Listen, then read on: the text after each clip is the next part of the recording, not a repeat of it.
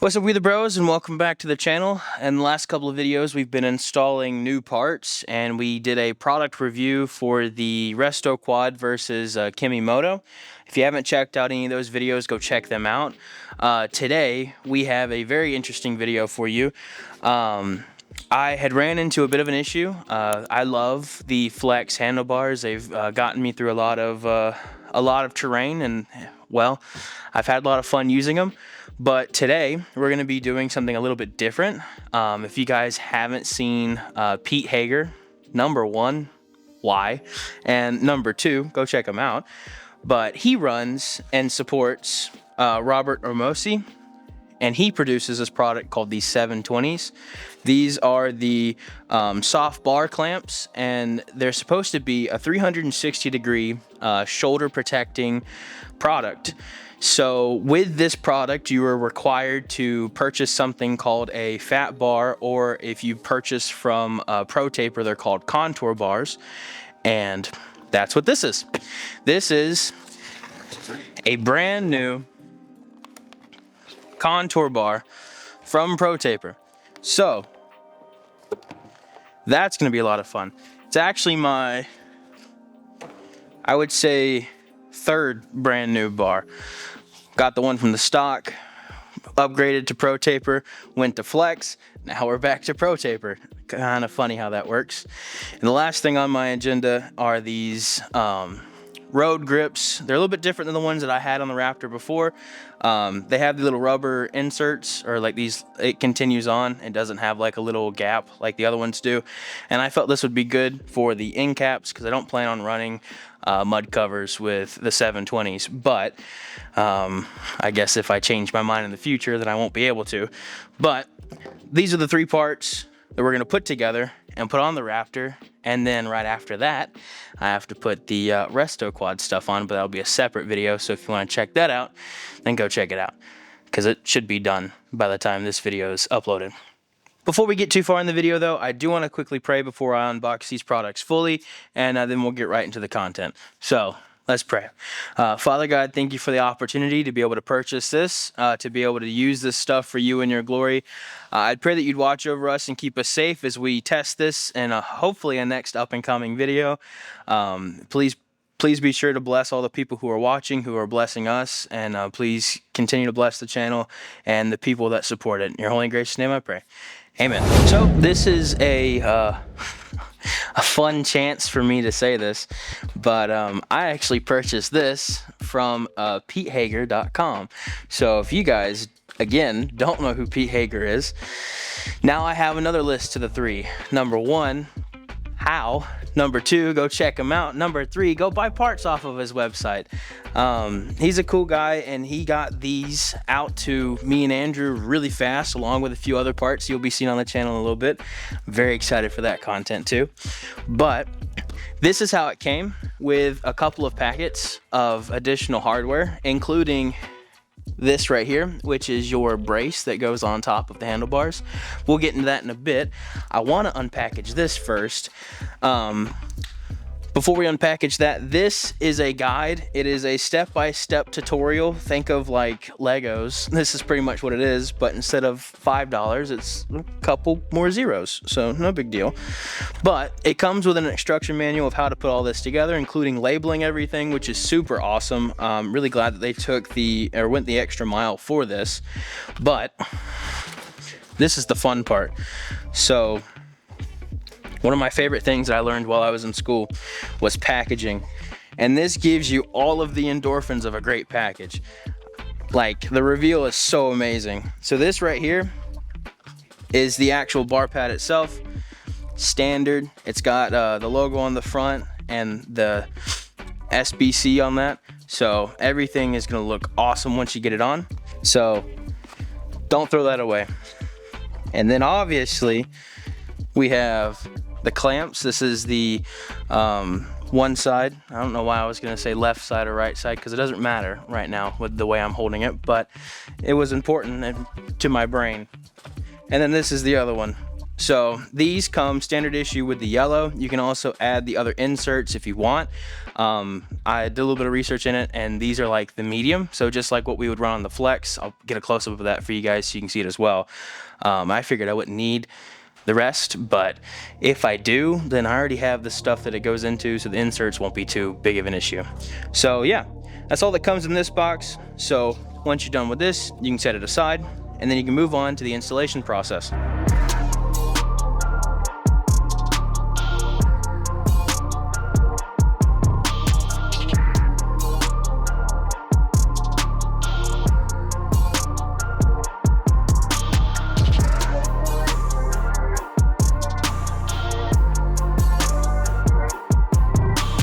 So the platform that's already on the bike right now, if you want to install that, you need a 6mm Allen head, and then you can put that on. For the next step that you need to do with these specifically, this was a 5mm Allen head, and you just unscrew the 4 bolts here, here, here, and here. And then once you do that, you take it apart, and then you're able to go ahead and mount these, and then the rest of the install happens over on the bike. So we've already taken the bolts out of this one. So I'm gonna show you how this comes apart so you'll have an idea of what you're doing. This top piece slides out. You'll know it's the top piece because of the 2 prongs. And they go into the rubber inserts there at the top. I don't know how well you can see that. Then the bottom piece comes out. That's the 3 prongs. You know it's the bottom because it's 3 prongs. And they go on the flat side, as you can see there. That's completely flat.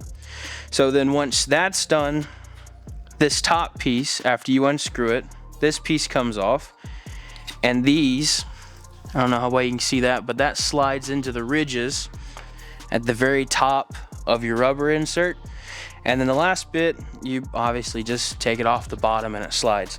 Now, do not panic when you have this rubber insert and it splits.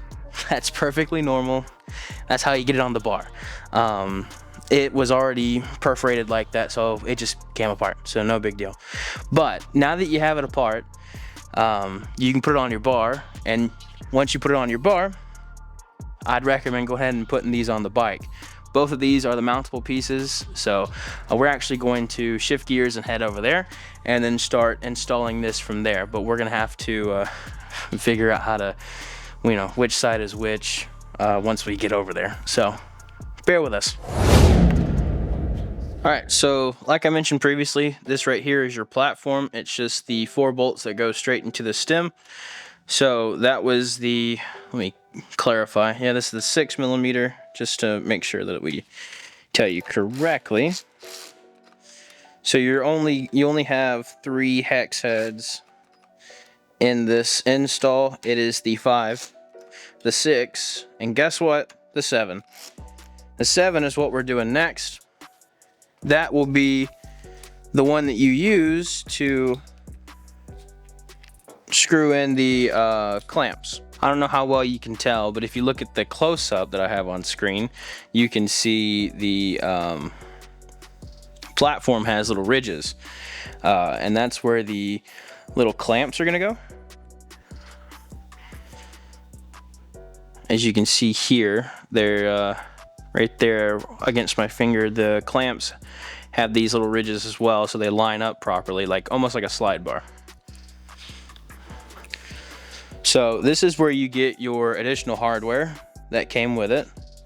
You put it to the slide bar, and I guess this is the part where you can choose, because there's 2 independent holes. I'll get a close-up of that for you in a little bit, where you can basically put it more towards the front of the bike or more towards the gas tank. And I'm gonna put it towards the front of the bike because I'm a little bit of a taller rider, so that gives me a chance to have that sitting more towards the front where I think I'll like it more. There you go. So you can see how it's got like the little figure 8 shape down in there. That's what you're looking for. All right, now that I have both of them on,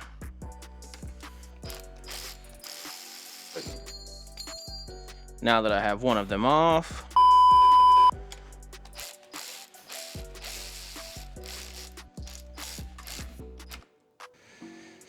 all right, so those should be on.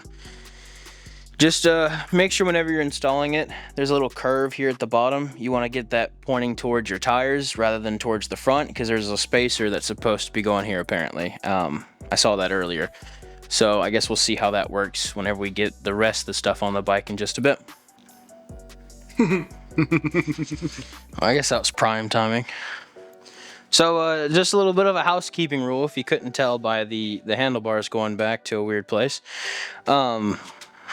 Whenever you put the rubber insert on, just remember it's rubber, so it'll move. So what we did is we actually took this little bar at the top, the one that we took off, and put it on top of it, so that way you could figure out where you could slide it in at, and then we put it on the bar. Well, no, we put it on the bar, then we put it, yeah, that doesn't matter. Point is, give it some shape before you put it on the bar, so that way it's easier to put on the bar. And now we've put the screws in, and this is your 5mm Allen head, so remember that whenever you screw that back on. But the next bit is actually going to be the ones from earlier. Remember, 2 at the top, 3 at the bottom, and then you have to screw those on as well. I think I'm going to tighten these so the bars don't droop again, and then we'll add those. There it goes. So this just should be smooth sailing as long as you line up the bolt patterns. Oh, I think tightening that made that worse. So I guess don't tighten it yet. Alright, so it just took a second to thread each of the ones there at the top. But other than that, everything so far has been smooth sailing.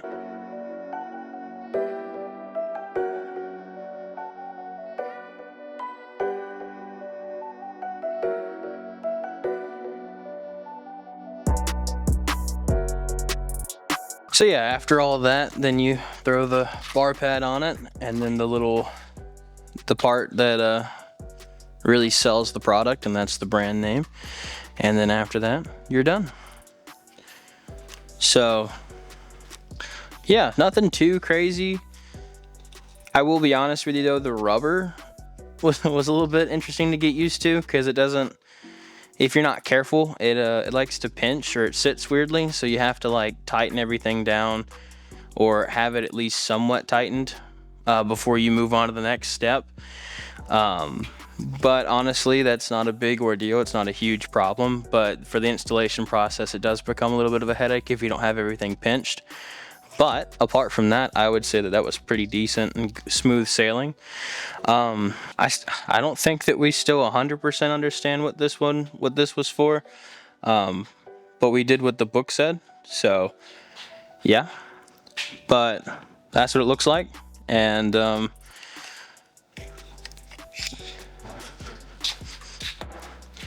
from the front, that's what it would look like. So yeah, we have a lot of work to do on the Raptor before we'll have everything back on to make sure that's how we want it. But I think that unless there's other stuff, that should be a good place to wrap the video. Actually, let's put the grips on. Hold on. All right, well, that is the official finished product with the grips and all.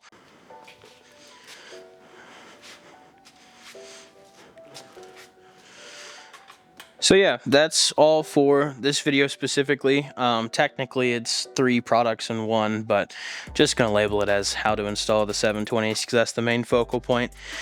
Next on the agenda is the Restoquad harness and all the fun stuff that we're gonna be messing with. That if you didn't see the last video, then you need to go check it out so you'll understand. But that'll be in the next video. So if you want to go check it out, you have to go check it out another time. So if this helped you, let us know, leave a like. If it didn't help you, then let us know how to be better, and we'll try and figure that out for next time. But until then, you guys have a good one. Now we the coldest, I'm on 10 with my woadies. Shout out my homies, we gon' ball for them trophies. Like they can't hold me, thinking God, I've been chosen. Go through the motions, all them times I was hopeless. Now we the coldest. Look, I've been trying to tell y'all since like 1-3. Got my soul up in the trunk, get my God got the key. Spirit trying to talk.